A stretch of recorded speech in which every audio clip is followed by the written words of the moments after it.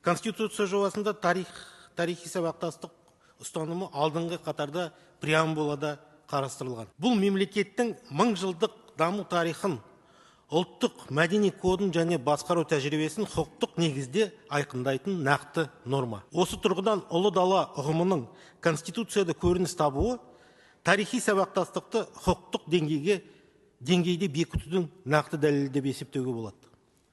Ұлы дала ұғымы бұл эмоциялық немесе поэтикалық тіркес емес.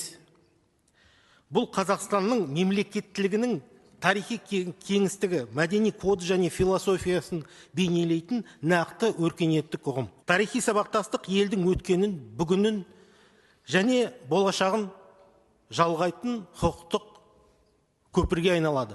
Мемлекет басшысы атап өткендей, тәуелсіздік бәрінен қымбат. Жаңа Конституцияда бұл құндылық мемлекеттік және қоғамдық өмірде басшылыққа алынатын негізгі қағида ретінде бекітілді.